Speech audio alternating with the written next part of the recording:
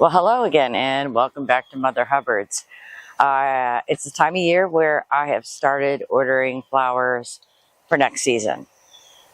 Now, the reason that I start so early is there's been several times throughout the years where I've gone to order my seed and it's been sold out. So I wanted to avoid that this year and start ordering a little bit earlier. This order came in from Johnny's.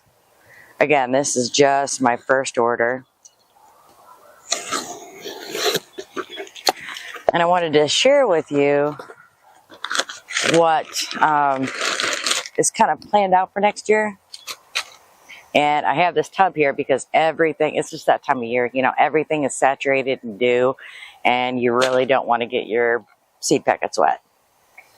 So now I'm going to grab some pictures off of Johnny's website to post here so you can see what flowers that I'm talking about. Some of these I haven't grown before, don't really have very good pictures of. So I will also credit them down below. But all the photos of these flowers are going to be courtesy of Johnny's. And they do allow you to do that for like websites and stuff. But it's just important that you know these are not my photos. Credit where credit's due. The first flower I have is hybrid dianthus. I'll get my phone ready here so I can make sure that I know what I'm talking about. Because it's easy to sometimes get confused. So the first one I have here is sweet white hybrid dianthus. White is one of those colors that is just really fundamental in bouquet making. And this has like 2 to 5 inch clusters of flowers. So if you can think of like a phlox or something, this is kind of a lot like that. The next packet that I have here is the Summer Breeze mix. That's a branching sunflower. And I got a mix because in the past, I've always bought very specific sunflowers. But I'm finding now with the way that I'm doing this, I like to have a mix of sunflowers going all at the same time. I succession plant every 2 weeks so that I always have blooms. Well, one of the things that I noticed that I did this year that I absolutely don't want to do next year is I had all of one variety flowering kind of at a time. And I'd like to have a better mix for my clients and customers for when it's harvest time. But this has a very nice mix of some smaller yellow, like double petaled or triple petaled. It has some of the strawberry. It's just, the photo I'll show you, it's just a very nice mix of different colors and shapes of branching sunflowers to choose from. Of course, I had to go with one of my staples here, and that's cinnamon basil. It's a really great filler, smells wonderful. Unlike Mrs. Burns lemon basil, this doesn't smell quite like cinnamon. Now it does taste like cinnamon, but it just has a very beautiful kind of purpley hue to the leaves, which adds a nice pop of color to bouquets. I got the straw flower mix because I have a lot of oranges and I just really want to mix it up better for next year.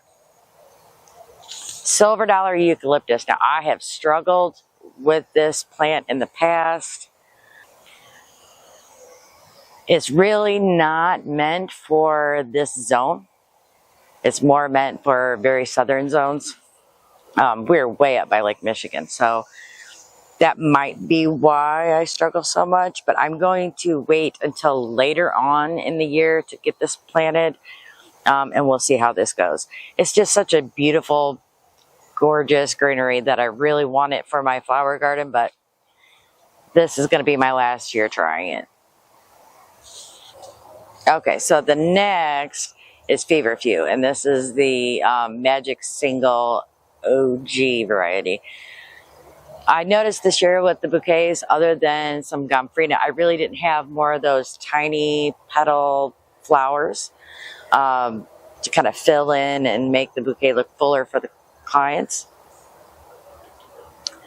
And I really love Feverfew. I didn't plant any this year. I don't know why, but I made sure I didn't make that mistake. Now I have Tower Asters. This is the custom mix. I did a lot more mixes this year to make sure that I found that this year I kind of pigeonholed myself into color schemes, and people who are looking for a certain thing couldn't find it. So I got the Tower Aster mix. Asters are really beautiful. And the thing about them is it's a very nice focal flower for bouquets. I didn't plant any this year, and I'm not sure why I didn't do that, but asterisk. Ballerina zinnias is the very next packet that I'm pulling out. Oh man, they're just gorgeous. And I have some growing right now. They are just, they're very aptly named, because you think of ballerina, you think of, you know, the soft pinks and the off-whites. It's a gorgeous mix. And zinnias are like a staple for the garden. I got stock. I love stock. Going to be working on the soil here. The stock was very short this year, and the timing was off. My fault, nobody else's. And I've got the iron pastel mix. Of the stock that I have that was, you know, of decent size, I noticed people aren't picking them. I have the blue, the iron blue, and I don't think that color goes well in the bouquets people are making, or they don't seem to be drawn to that color. And it's gorgeous, but I chose a more pastel mix for next year. Next is another flower. It's the Pro Cut White Night sunflower. This would be a single stem. So instead of the branching that I had for the last packet, this is just one color, white, single stem. So once it's cut and done. I'm going to say this one wrong, I'm sure of it, but it is the Echinops, the Retro Echinops. It has very spiky blue. It's almost like the cone of a flower, if that makes any sense, without petals. This dries true to color, from what I understand. So I'm really excited to try this out for next year. So to be added into bouquets, fresh bouquets, and then I can cut some and dry some for dried bouquets in like the fall, because I have some things planned for fall. Okay, so if you've seen bachelor buttons before, they're usually like a blue color. This is a black button, so it's a very dark purple, blue, almost black. It's gorgeous, and I ordered a pretty hefty amount of these seeds. I don't know if I'll plant them all next year, but very excited to add that pop of color. I was asked a lot this year if I had any darker flowers, and I didn't. But yeah, there's very few flowers that are truly black. Most of them are like a very deep blue or a very deep purple that looks almost black. But I'm finding that people are liking a more diverse color palette than just your pastels and your pinks. Which is funny, because when people go to buy bouquets at the store, you're very limited at what you can get. And the benefit of coming to somewhere more local where the flowers are grown is you have, you know, better varieties to choose from. Now at the grocery store, you can get those like weird, like neon flowers. That's just dye. That's just flower dye. Red spike amaranth, great spike plant. And this is an ancient grain. I don't know if you know this, but amaranth is actually an ancient grain. So I let these actually go to seed and then just feed them to my chickens, whatever doesn't get picked by customers. Benarius giant, huge staple in the garden. It's a mix, so there's different colors with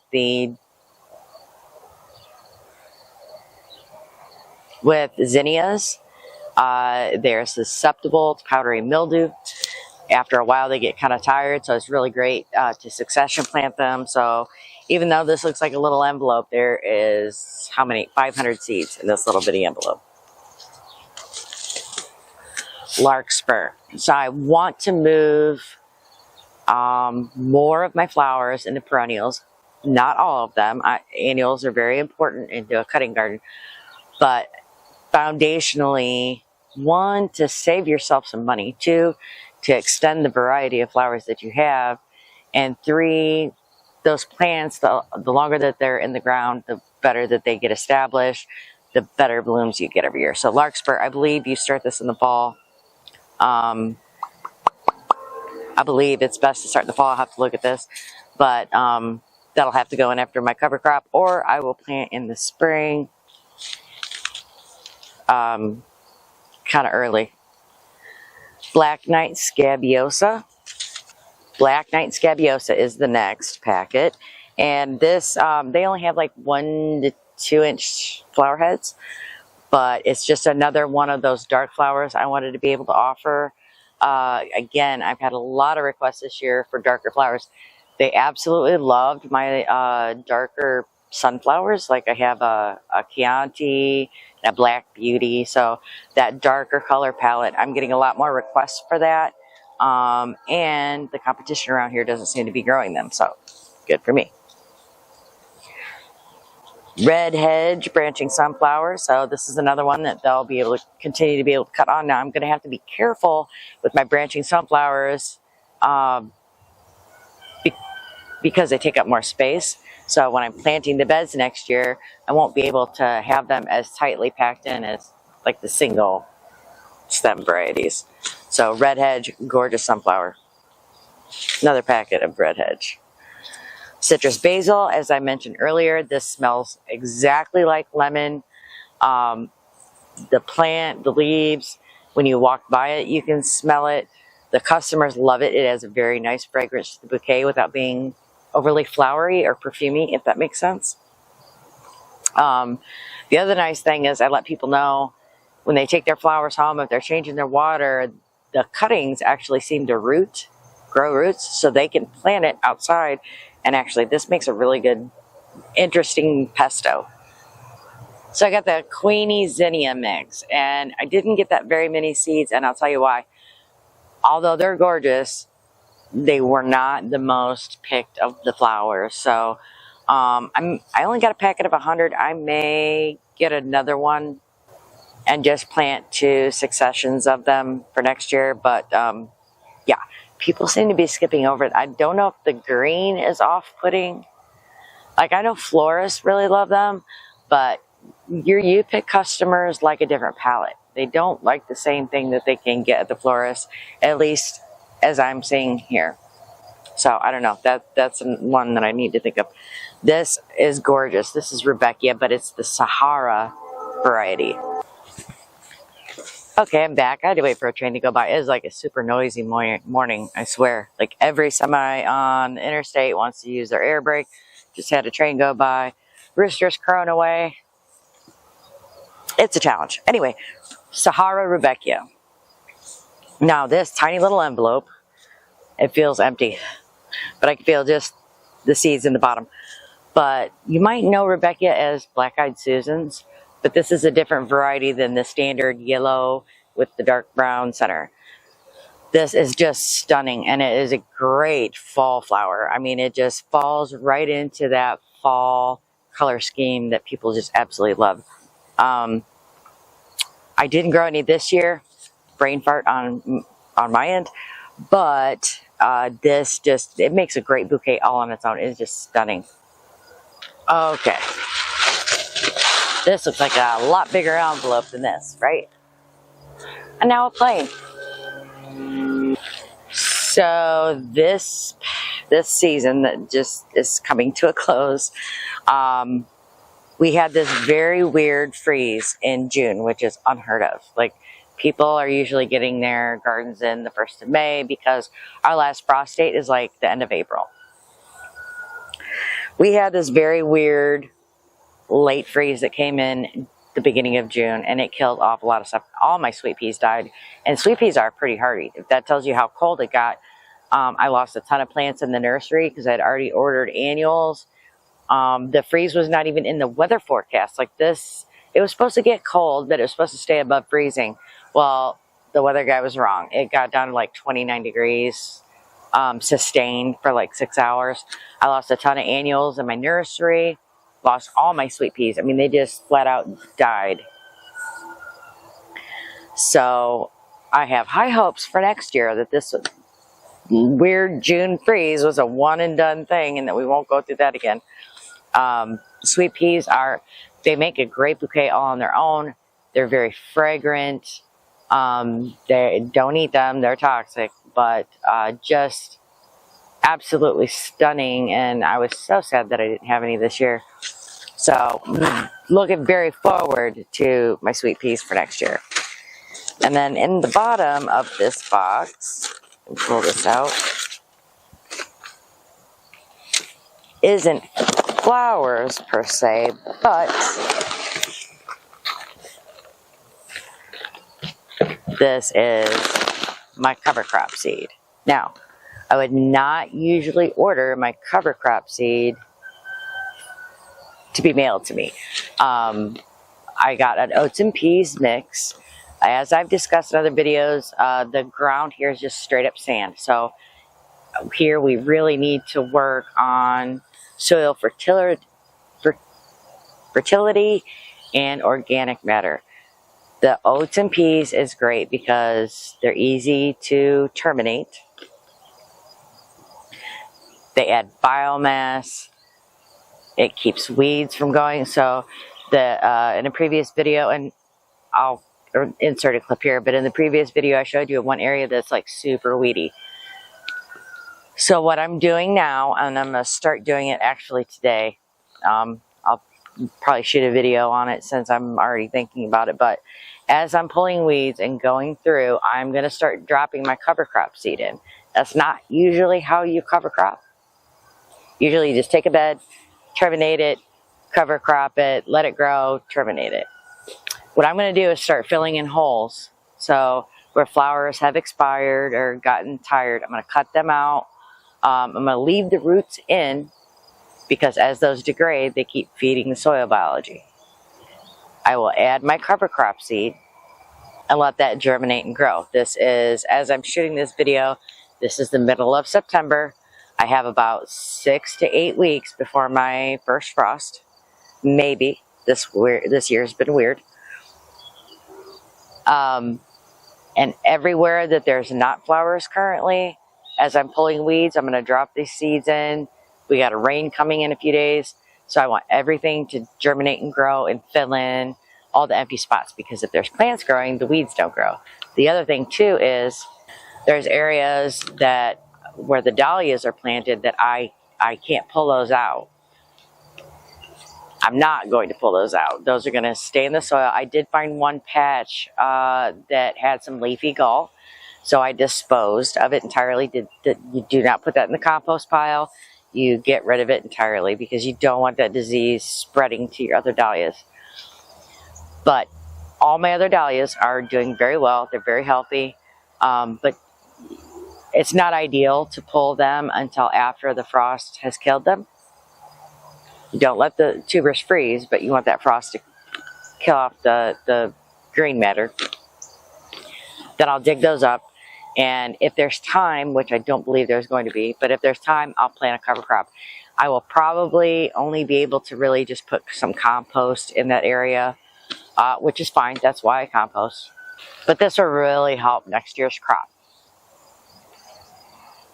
Less battling with the weeds, less battling with, soil fertility and organic matter. And not to go too in depth in this video, but the more organic matter there is in your soil, the easier it is for that soil to hold on to moisture, which, as you know, is important for plants. So I'm going to store these in a very dry, cool place until they're ready for next year. Except for maybe the larkspur, I might seed as I'm doing my cover crop, let that get established, get its roots established for next season. Because like I said, I have 6 to 8 weeks until my frost, so that might really help them get their legs in the soil. Maybe I'll do half now and half in the spring. I think I'll do that. Half now, half in the spring, and it'll be a little experiment. What is better? It is a perennial. And that would be the end of this video. Like this video if you like this video. Don't forget to subscribe. If you have any questions, drop them down below and I'll be happy to help. If you would like to see me cover some more flowers, or if there's any questions that you may have, don't feel free to comment and I'll answer those as soon as I can. And until next time, keep growing strong.